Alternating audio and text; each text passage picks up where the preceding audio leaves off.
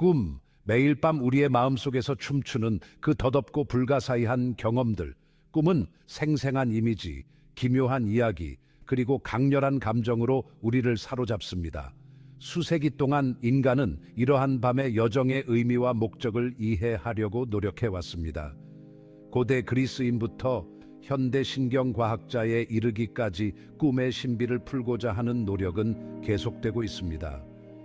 수세기 동안의 추측에도 불구하고 꿈의 정확한 목적과 의미는 여전히 알 수 없습니다. 잠재의식의 이러한 야행성 항해를 둘러싼 과학, 역사 및 영원한 미스터리를 탐험하면서 꿈의 영역으로 여행을 떠나보겠습니다. 꿈은 매혹적인 매력을 지니고 있어 우리를 초현실적인 풍경과 당혹스러운 이야기 속으로 끌어들입니다. 그러나 꿈은 그 본질 때문에 연구하기가 어렵습니다. 꿈은 수면 상태에서 발생하기 때문에 실시간으로 설명하거나 의식적으로 내용을 조작할 수 없습니다. 잠에서 깨어나면 꿈은 기억 속에서 빠르게 사라지고 단편적인 이미지와 덧없는 감정만 남습니다. 이러한 어려움에도 불구하고 연구자들은 꿈의 세계를 조사하기 위해 독창적인 기술을 개발했습니다. 수면 중 뇌 활동을 모니터링하고 꿈 보고서를 분석함으로써 과학자들은 꿈의 생물학적, 심리적 기반에 대한 더욱 포괄적인 이해를 조각해내기 시작했습니다. 꿈의 불가사의한 본질은 수세기 동안 사상가들을 사로잡았고 그 목적과 의미를 설명하려는 무수한 이론으로 이어졌습니다. 가장 영향력 있는 초기 이론 중 하나는 정신분석학 분야의 선구자인 지그문트 프로이트와 칼 융기 제시한 이론입니다. 프로이트는 꿈이 무의식의 세계, 즉 소원 성취의 한 형태로 작용한다고 믿었습니다. 그는 꿈을 통해 억압된 욕망과 충동을 표출할 수 있다고 주장했습니다.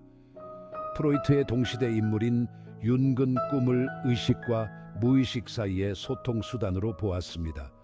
그는 꿈에 공통된 인간 경험을 반영하는 보편적인 상징인 원형이 포함되어 있다고 믿었습니다. 프로이트와 융의 이론은 영향력이 있었지만 경험적 증거가 부족하다는 비판도 받았습니다. 한계에도 불구하고 프로이트와 융의 이론은 미래 연구의 기초를 마련했으며 꿈 연구 분야에서 계속해서 논쟁을 불러일으키고 있습니다. 신경과학이 발전함에 따라 뇌 활동의 관점에서 꿈을 설명하려는 새로운 이론이 등장했습니다. 한 가지 눈에 띄는 이론은 1970년대 J. 앨런 홉슨과 로버트 맥칼리가 제안한 활성화 합성 이론입니다. 이 이론은 꿈이 REM 수면 중 뇌의 무작위적인 신경 활동에서 발생한다고 주장합니다. 뇌가는 무작위적인 신경 신호를 생성하고 이 신호는 피질의 다양한 영역을 활성화합니다. 피질은 이러한 무작위 신호를 이해하려고 시도하여 일관된 이야기로 엮습니다. 그 결과로 나오는 이야기가 바로 우리가 꿈으로 경험하는 것입니다. 활성화 합성 이론은 꿈이 본질적으로 의미 있는 것이 아니라 무작위적인 신경 활동을 해석하려는 뇌의 시도의 부산물이라고 제안합니다. 이 이론은 꿈 생성의 기초가 되는 생물학적 과정에 대한 설득력 있는 설명을 제공하지만 꿈의 잠재적인 심리적 중요성을 경시한다는 비판도 받아왔습니다. 진화 심리학의 또 다른 흥미로운 이론은 위협 시뮬레이션 이론입니다. 안티 레본수오가 제안한 이 이론은 꿈이 깨어있는 삶에서 잠재적인 위협에 대비하고 대처하는 데 도움이 된다고 주장합니다. 꿈은 위협적인 상황을 시뮬레이션하고 탈출 전략을 연습할 수 있는 안전한 공간을 제공합니다. 이러한 시나리오를 반복함으로써 현실에서 유사한 상황을 처리하는 데 더 잘 대비할 수 있습니다. 지지자들은 위협 시뮬레이션에서 꿈의 역할에 대한 증거로 꿈에서 부정적인 감정이 만연한다는 점을 지적합니다. 연구에 따르면 위협적인 꿈을 더 많이 꾸는 사람들은 깨어있는 삶에서 위협에 대한 경계심이 높고 반응 시간이 더 빠른 경향이 있습니다. 위협 시뮬레이션 이론은 꿈에서 부정적인 감정이 만연하는 이유와 잠재적인 적응 기능에 대한 설득력 있는 설명을 제공합니다. 최근 몇 년 동안 연구는 수면, 특히 꿈이 기억 통합 및 학습에 미치는 역할에 점점 더 초점을 맞추고 있습니다.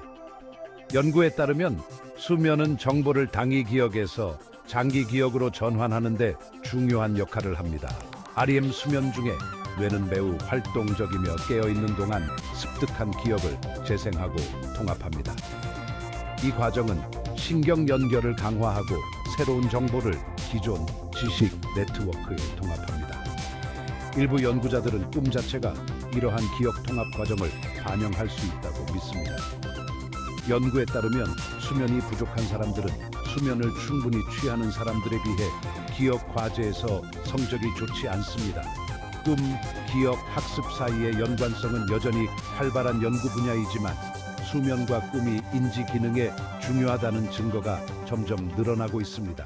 꿈은 감정 조절 및 처리에 중요한 역할을 합니다. REM 수면 중에 감정 처리를 담당하는 편도체가 매우 활동적입니다. 한 이론에 따르면 꿈은 야간 치료사 역할을 하여 깨어있는 동안 경험한 감정을 처리하고 조절할 수 있도록 도와줍니다. 꿈에서 감정적 경험을 재생함으로써 새로운 관점을 얻고 대처 메커니즘을 개발할 수 있습니다. 연구에 따르면 악몽을 더 자주 꾼다고 보고하는 사람들은 깨어있는 삶에서 더 높은 수준의 불안과 스트레스를 보이는 경향이 있습니다. 이는 악몽이 해결되지 않은 감정적 문제의 경고 신호 역할을 할 수 있음을 시사합니다. 꿈과 감정의 관계를 이해하면 기분 장애를 치료하고 정서적 안녕을 증진하는 데 귀중한 통찰력을 얻을 수 있습니다. 꿈 연구에서 상당한 진전이 있었음에도 불구하고 여전히 많은 질문이 풀리지 않고 있습니다. 우리는 왜 특정 내용의 꿈을 꾸는지, 왜 어떤 꿈은 생생하고 어떤 꿈은 희미해지는지 아직 완전히 이해하지 못하고 있습니다. 반복되는 꿈, 악몽, 자각몽의 의미와 목적 또한 지속적인 연구 분야로 남아 있습니다. 또한 꿈과 의식 사이의 관계는 여전히 제대로 이해되지 않고 있습니다. 수면하는 마음의 신비를 더 깊이 파고들수록 삶에서 꿈의 목적과 중요성에 대한 더욱 포괄적인 이해를 얻을 수 있을 것입니다. 마음의 불가사의한 여정인 꿈은 계속해서 우리를 사로잡고 흥미를 자극합니다. 과학이 꿈의 기초가 되는 생물학적, 심리적 과정을 이해하는 데 놀라운 진전을 이루었지만 이러한 야행성 경험의 궁극적인 목적과 의미는 여전히 파악하기 어렵습니다. 프로이트의 소원 성취 이론에서 무작위적인 신경 활동을 강조하는 활성화 합성 이론에 이르기까지 수많은 이론이 우리가 왜 꿈을 꾸는지 설명하려고 시도합니다. 각 이론은 귀중한 통찰력을 제공하지만 꿈꾸는 마음의 복잡성과 신비를 완전히 포착하지는 못합니다. 우리가 아는 것은 꿈이 인간 경험의 필수적인 부분이며 기억 통합, 감정 조절, 심지어 우리의 생존에도 중요한 역할을 한다는 것입니다. 꿈은 우리 마음의 내적 작용을 엿볼 수 있게 해주며 숨겨진 욕망, 두려움, 열망을 드러냅니다. 우리가 꿈의 수수께끼를 완전히 풀지 못하더라도 그 신비를 받아들이고 상징을 탐구하는 것은 우리의 삶을 풍요롭게 할 수 있습니다. 그러니 다음에 꿈의 미로 속에서 길을 잃을 때 그 경험을 받아들이세요. 밤의 경이로움이라는 이 순간에야말로 우리는 우리 존재의 깊이와 진정으로 연결될 수 있기 때문입니다.